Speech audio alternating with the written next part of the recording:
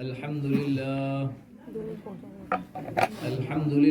نحمده ونستعينه ونستغفره ونؤمن به ونتوكل عليه ونعوذ بالله من شرور من يهده الله فلا مضل له ومن يضلله فلا هادي له ونشهد أن لا إله إلا الله وحده لا شريك له ونشهد أن سيدنا ورسولنا أما بعد فأعوذ بالله من الشيطان الرجيم بسم الله الرحمن الرحيم يا أيها الذين آمنوا ادخلوا وقال الله سبحانه وتعالى في موضع آخر ومن يبتغي غير الإسلام دينا فلن يقبل منه وهو في الآخرة من الخاسرين صدق الله مولانا العظيم وصدق رسوله النبي الكريم ونحن على ذلك لمن الشاهدين والشاكرين والحمد لله رب العالمين. میرے مخاطب وہ سارے حضرات ہیں جو ہمارے سامنے بیٹھے ہیں اور وہ لوگ بھی ہیں جو باہر بیٹھے ہیں. باہر بیٹھنے والے جگہ کی قلت کی وجہ سے باہر بیٹھے ہیں، وہ یہ نہ سوچیں کہ میں مخاطب نہیں ہوں اس لیے آپس میں بیٹھ کر بات کروں، بلکہ ادب کے ساتھ دین کی بات کو غور سے سنا جائے. اور خصوصاً میری مراد گھر کی تمام مستورات ہیں جو جہاں کہیں بھی بات کو سن رہی ہیں، اس لیے آپس کی بات کو ختم کر دیا جائے اور یہاں سے جو بات کہی جا رہی ہے ان باتوں کو ہم سننے کی کوشش کریں اور اس نیت سے سنیں کہ جو بات ہو رہی ہے انشاءاللہ ثم انشاءاللہ ان باتوں پر ہم عمل کریں گے انشاءاللہ. حضرت تھانوی رحمۃ اللہ علیہ نے لکھا ہے، عربی کا مقولہ ہے کہ انظر الی ما قال ولا تنظر الی من قال. بات کیا ہو رہی ہے یہ دیکھنا چاہیے، بات کون کر رہا ہے یہ نہیں دیکھنا چاہیے. یہ تو میرا بھگنا ہے، یہ تو میرا بھتیجا ہے، یہ تو میرا بیٹا ہے، یہ تو میرا بڑا بھائی ہے، یہ تو میرا چھوٹا بھائی، یہ نہیں دیکھنا چاہیے، بلکہ بات کس کی ہو رہی ہے یہ دیکھنا چاہیے. انشاءاللہ ثم انشاءاللہ بات صرف اور صرف اللہ کی ہوگی اور اللہ کے رسول کی ہوگی. بات صرف اور صرف اللہ کی ہوگی اور اللہ کے رسول کی ہوگی. اور میں بھی اللہ سے دعا کرتا ہوں کہ اللہ تعالی ہم سے ٹھیک ٹھیک بات کروا دے. میں نے قرآن مجید کی آیت پڑھی جس آیت کا تعلق اسلام سے ہے اور اس آیت میں مخاطب بھی اسلام کے ماننے والے ہیں. ہم سب جانتے ہیں کہ یہ پوری دنیا ہے، اللہ نے اس دنیا کو سجایا اور سنوارا ہے اور اس پوری دنیا کے اندر تقریباً 220 ممالک ہیں. کتنے ممالک ہیں؟ 220 کنٹری ہے پوری دنیا کے اندر، اور اس 220 کنٹری کے اندر 420 مذاہب کے ماننے والے لوگ ہیں. پوری دنیا میں جو لوگ مانتے ہیں اپنے اپنے طور پر وہ 420 مذہب کو لوگ مانتے ہیں. کوئی مسلمان ہے، کوئی کافر ہے، کوئی بدھسٹ ہے، کوئی کچھ ہے، کوئی کچھ ہے. اس طریقے سے 420 مذاہب ہیں پوری دنیا میں. لیکن اللہ رب العزت نے ہم سب کے اوپر کتنا کرم فرمایا اور کتنا فضل فرمایا اور اللہ نے کتنا احسان فرمایا کہ اللہ رب العزت نے ہم سب کو مسلمان بنایا. اس سے بڑی دولت اور کچھ ہو ہی نہیں سکتی کہ اللہ نے ہم سب کو کلمے والا بنایا ہے. اللہ نے ایمان کی دولت سے نوازا ہے. اب اللہ نے ایمان والوں کو مخاطب بنایا ہے. یا ایھا الذین آمنوا ادخلوا فی السلم کافہ، اے ایمان والو پورے اسلام میں داخل ہو جاؤ، پورے اسلام میں داخل ہو جاؤ. اس بات کی گنجائش نہیں ہے کہ تم اسلام پر بھی چلو اور دوسرے مذاہب پر بھی چلو. تم مسلمان ہو، تم رمضان کے روزے بھی رکھو اور عید کی نماز بھی پڑھو اور تم ہولی بھی مناؤ اور تم چھٹ بھی مناؤ، اس کی گنجائش نہیں ہے. اس کی گنجائش تو بہت دور.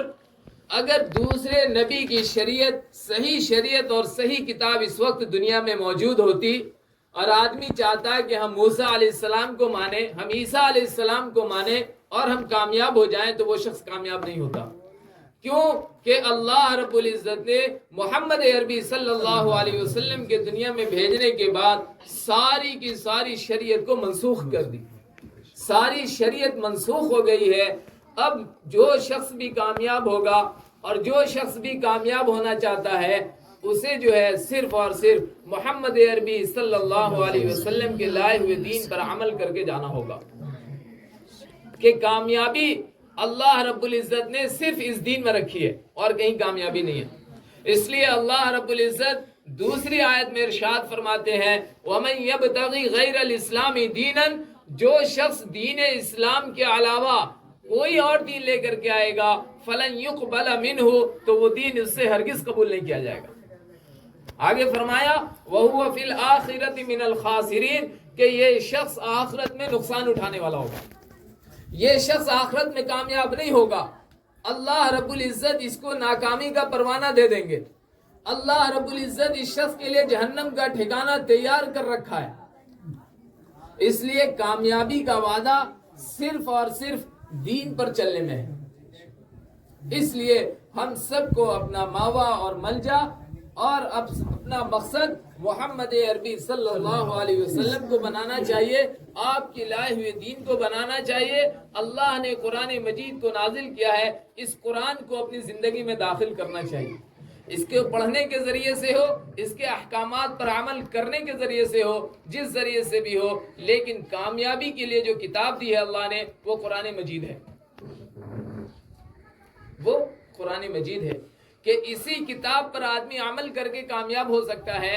اس کے علاوہ کوئی کتاب ایسی نہیں ہے جس پر آدمی چل کر کے کامیاب ہو جائے،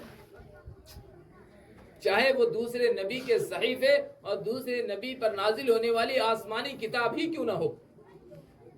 پیارے حبیب صلی اللہ علیہ وسلم کی خدمت میں حضرت عمر فاروق رضی اللہ عنہ حاضر ہوئے اور آپ کے ہاتھ میں تورات سے نوٹ کیا ہوا کچھ پرچہ تھا جو آپ کی خدمت میں لے کر کے آئے اور اس پرچے کو پڑھ کر کے سنانا شروع کیا. ابو بکر صدیق رضی اللہ عنہ بھی اسی مجلس میں موجود تھے. وہ اللہ کے رسول کو سنا رہے تھے اور اللہ کے رسول صلی اللہ علیہ وسلم ناراض ہو رہے تھے. آپ کا چہرہ مبارک غصے سے لال ہو گیا. ابو بکر صدیق رضی اللہ عنہ نے کہا کہ اے عمر، تم اللہ کے رسول کے چہرے کی طرف نہیں دیکھتے؟ تم اللہ کے رسول کے چہرے کی طرف نہیں دیکھتے کہ آپ کتنے ناراض ہو رہے ہیں؟ حضرت عمر فاروق رضی اللہ عنہ نے فوراً اس پرچے کو بند کر دیا اور کہا کہ رضینا باللہ ربا وبالاسلام دینا وبمحمد صلی اللہ علیہ وسلم نبیا ورسولا، کہ میں اللہ کو رب ماننے پر اور محمد صلی اللہ علیہ وسلم کو اللہ کا رسول ماننے پر اور دین اسلام کو ماننے پر میں راضی ہو گیا. اللہ کے رسول صلی اللہ علیہ وسلم نے ارشاد فرمایا اے عمر، اگر اس وقت موسیٰ علیہ السلام موجود ہوتے، اگر اس وقت موسیٰ علیہ السلام دنیا میں موجود ہوتے اور تم ان کی شریعت پر عمل کرتے، پھر بھی تم کامیاب نہیں ہو سکتے تھے. کامیابی کے لیے تو اللہ رب العزت نے اب تو صرف اور صرف ایک ہی شریعت ہے، ایک ہی کتاب ہے، ایک ہی نبی پاک صلی اللہ علیہ وسلم کی سنت ہے جس پر عمل کرنا ہے، جس سے باہر نکلنے کی گنجائش ہمارے اور آپ کے لیے نہیں ہے. جس سے باہر نکلنے کی گنجائش نہ ہمارے لیے ہے، نہ آپ کے لیے ہے، نہ قیامت تک آنے والی انسانیت کے لیے. کہ سب کو قرآن پر عمل کرنا ہوگا، سب کو قرآنی احکامات کو ماننا ہوگا، سب کو اللہ کے رسول صلی اللہ علیہ وسلم کی زندگی کو اختیار کرنا ہوگا. اس زندگی سے ہٹ کر کوئی دوسری زندگی اختیار کر کے کامیاب ہونا چاہتا تو نہیں ہو سکتا. کوئی کامیاب ہونا چاہتا تو نہیں ہو سکتا. اس لیے کہ کامیابی تو اللہ رب العزت نے صرف اسی شریعت کے اندر رکھی ہے. اسی شریعت کو ماننا ہے. اسی پر عمل کرنا ہے. آپ صلی اللہ علیہ وسلم کی سنت کو, سنت لوگ کہتے ہیں سنت یہ سنت چھوٹی یہ سنت بڑی, میں یہ کہتا ہوں کہ ساری سنت اللہ کے رسول صلی اللہ علیہ وسلم کی ہے, اس لیے کوئی سنت چھوٹی نہیں ہوتی بلکہ ہر سنت بڑی ہے. ایک مسواک کی سنت لے لیجئے, ہم اس کو معمولی سمجھتے ہیں, اس ایک سنت کو زندہ کرنے کی وجہ سے صحابہ کو جو جنگ میں فتح نہیں مل رہی تھی, صحابہ نے غور کیا اور اس سنت کو اختیار کیا ہے. صرف سنت پر عمل کرنے کی وجہ سے اللہ نے جنگ میں صحابہ کو فتح دے دی. ہم کہتے ہیں یہ سنت چھوٹی یہ سنت بڑی, نہ کوئی سنت چھوٹی ہے نہ کوئی سنت بڑی ہے, بلکہ ساری کی ساری سنت بڑی ہے اور ساری کی ساری سنت اللہ کے رسول صلی اللہ علیہ وسلم سے نکلی ہوئی. اس لیے سنت پر عمل کرنا یہ اس بات کی علامت ہے اور اس بات کی دلیل ہے کہ ہمیں اپنے پیارے حبیب صلی اللہ علیہ وسلم سے محبت ہے, کہ جس آدمی کو جس سے محبت ہوتی ہے وہ اس کا نقل اتارتا ہے, اس کے طور طریقے کو اختیار کرتا کہ یہ آدمی چلتا کیسے ہے میں بھی ویسے چلوں, یہ بولتا کیسے میں بھی ویسے بولوں, یہ تقریر کیسے کرتا میں بھی ویسے ہی کروں, یہ کس طرح کھاتا ہے, یہ کس طرح اٹھتا ہے, یہ کس طرح بیٹھتا ہے, یہ لوگوں سے کس طرح ملتا ہے, کہ وہی طریقہ میں بھی اختیار کروں. اور اختیار کرتا ہے کیوں کہ اس کو فالو کرنا چاہتا ہے. کیوں؟ اس لیے فالو کرتا ہے کہ اس سے محبت کرتا ہے. لیکن بھائیو بزرگوں دوستو, ہم سب کے لیے جو ہے, ہم سب کو جو ہے طریقہ جو اختیار کرنا چاہیے اور جس ذات کو فالو کرنا چاہیے وہ محمد عربی صلی اللہ علیہ وسلم کی ذات ہے, کہ نہ آپ سے بڑا انسان دنیا میں آپ سے پہلے کوئی آیا, نہ آپ سے بڑا انسان دنیا میں آپ کے بعد قیامت تلک کوئی آئے گا, بلکہ یوں آتا ہے کہ اللہ نے آپ سے بڑا کسی کو تو بنایا ہی نہیں, چاہے وہ نبی ہو, صحابی ہو, ولی ہو, عام انسان ہو. اللہ کے رسول صلی اللہ علیہ وسلم کو اللہ نے جو مرتبہ دیا ہے اور جو مقام دیا ہے وہ مقام اور مرتبہ کسی کو نہیں ملا, وہ مقام اور مرتبہ کسی کو نہیں ملا.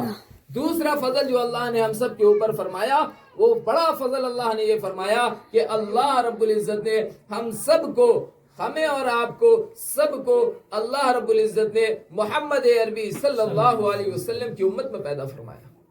دنیا میں 1.25 لاکھ انبیاء آئے, ہر نبی نے اپنے ماننے والے کو یہ بتایا کہ آخر زمانے میں ایک نبی آنے والے ہیں جن کا نام محمد ہوگا, ان کے یہ فضائل ہیں, ان کی امت کے یہ فضائل ہیں. آدم علیہ السلام ذکر کرتے ہیں اللہ کے نبی ہیں, سب سے پہلے نبی ہیں, سب سے پہلے انسان ہیں.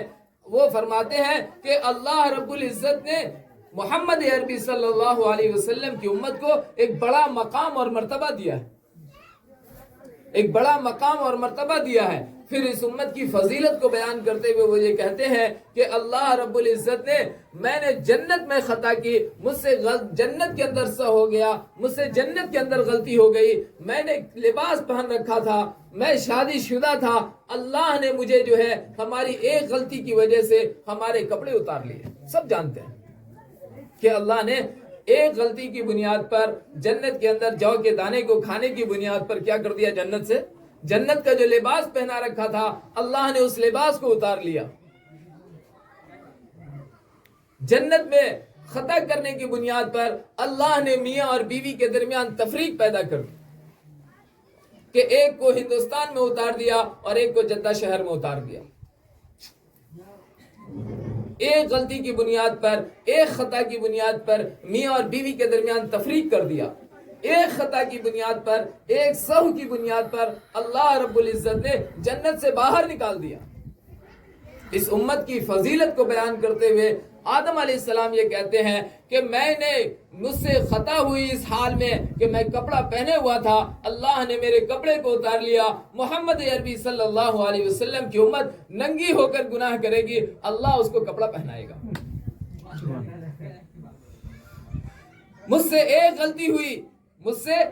غلطی ہوئی, اللہ نے میری اور میری بیوی کے درمیان تفریق پیدا کر دیا. محمد عربی صلی اللہ علیہ وسلم کی امت ہزاروں گناہ کرے گی, اللہ ان کی میاں اور بیوی کے درمیان کوئی تفریق پیدا نہیں کرے گا.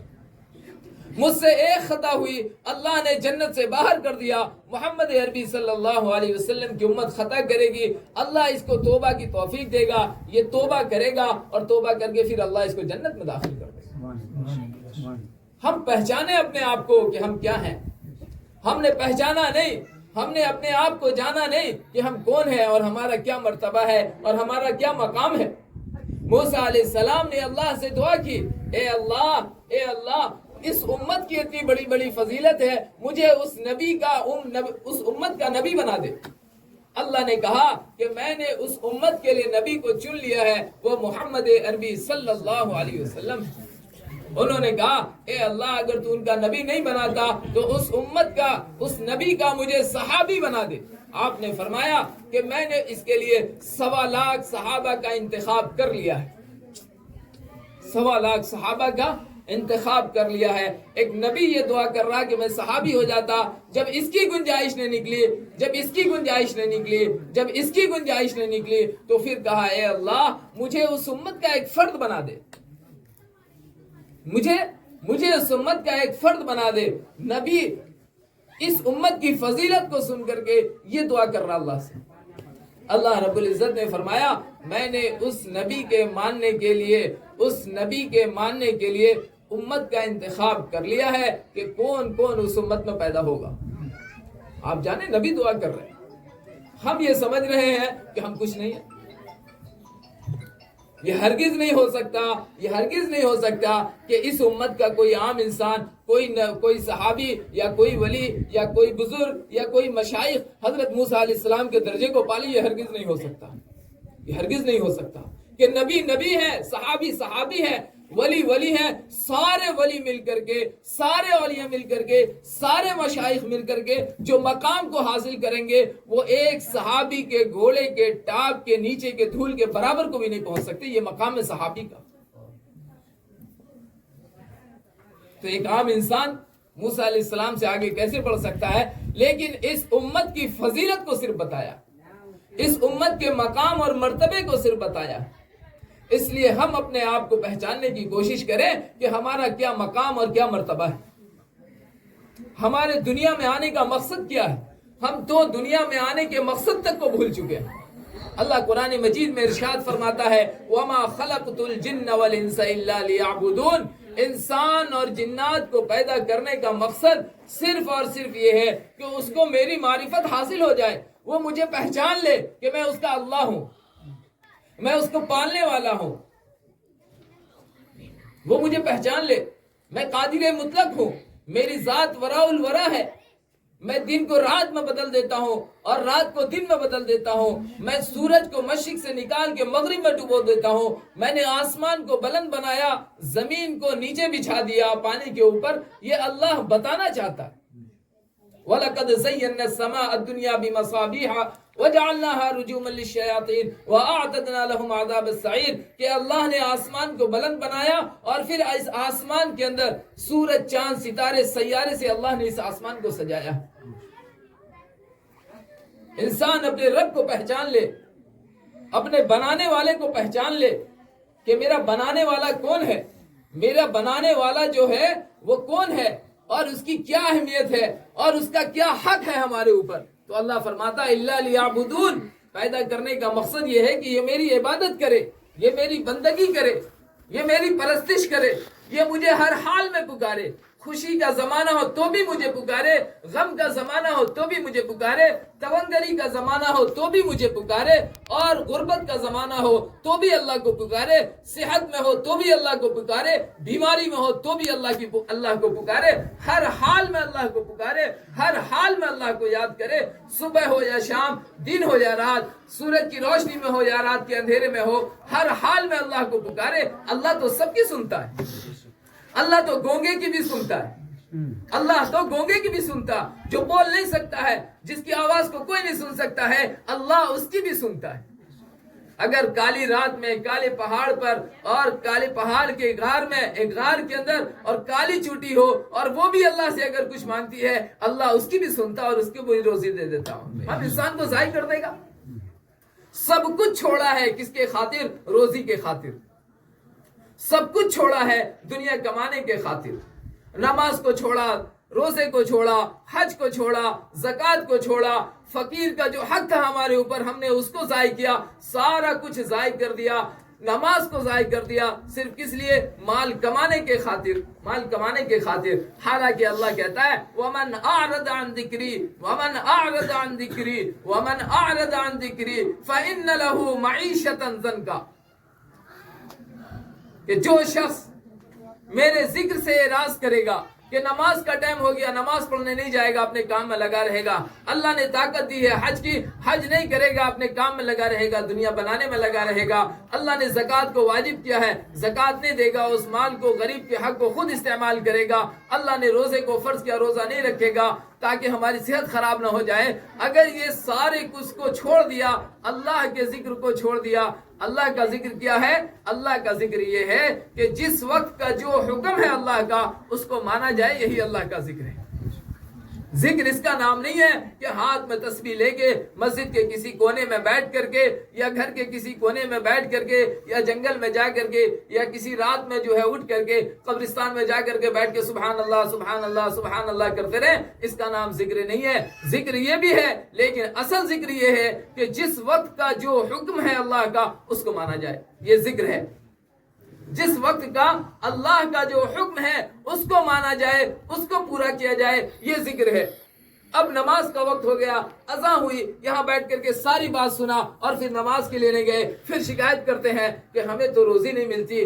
سارا کچھ کر کے دیکھ لیا ہے، ہر طریقہ اختیار کر کے دیکھ لیا ہے، کسی میں کامیابی نہیں ملتی. کامیابی کیسے ملے گی؟ ہم نے تو اللہ کو چھوڑا ہے، ہم نے تو اللہ کے ذکر کو چھوڑا.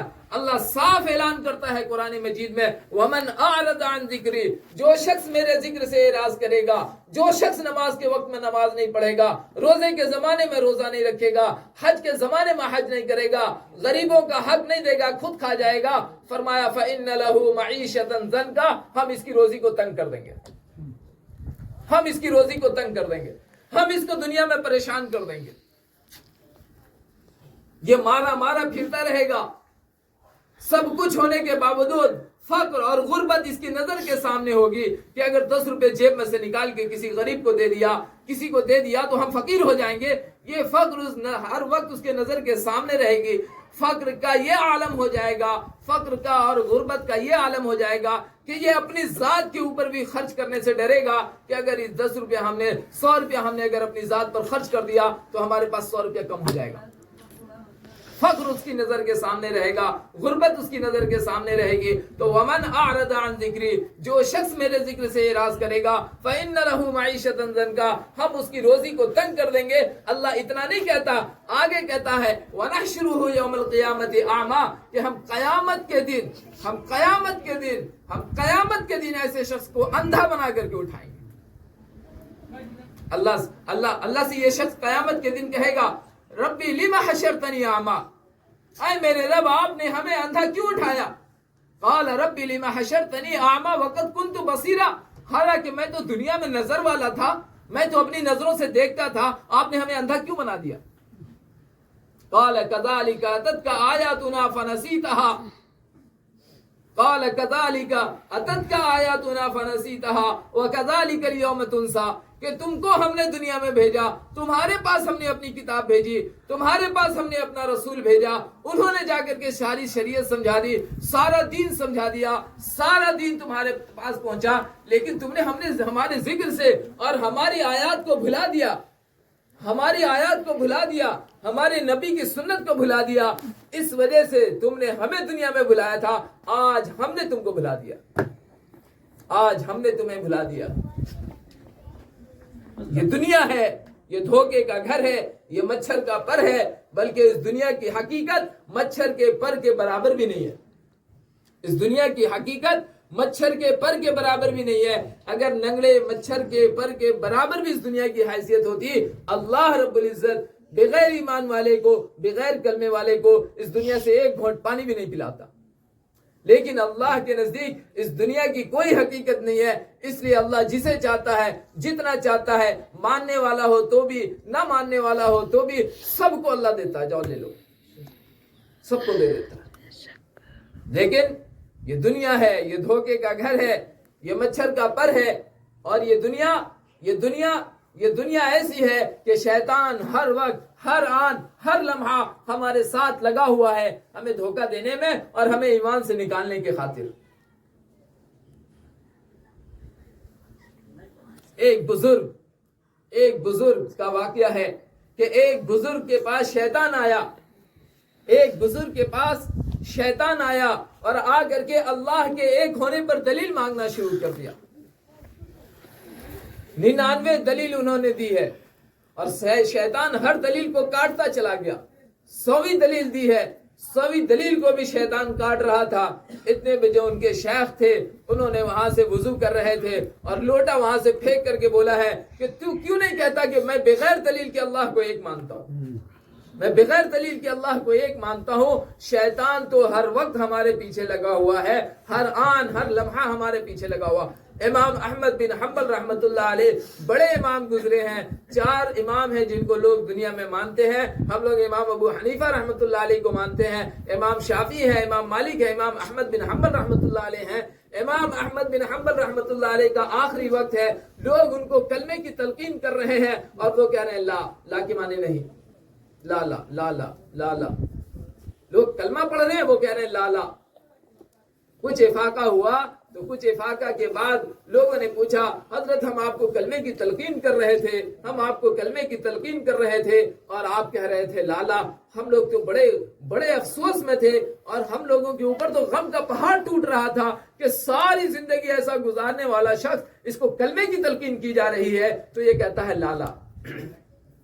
کہا تم ہم کو کلمے کی تلقین کر رہے تھے, شیطان آ کے ہمیں ایمان سے پھیرنے کی کوشش کر رہا تھا اور یہ کہہ رہا تھا کہ اے احمد بن حنبل, اے امام احمد بن حنبل, تو ہمارے دو پیٹ سے بچ گیا. ہم نے کہا ابھی نہیں, ابھی نہیں بچے ہیں, ابھی تو جسم میں سانس باقی ہے, اس لیے ابھی میں تیری حرکت سے اور میں تیرے دو پیٹ سے نہیں بچا ہوں, اس لیے میں لالا کہہ رہا تھا. تو شیطان تو اس وقت بھی نہیں چھوڑتا. شیطان کی مثال اللہ نے قرآن مجید میں بیان فرمایا, کمثل الشیطان اذ قال للانسان اکفر فلما کفر قال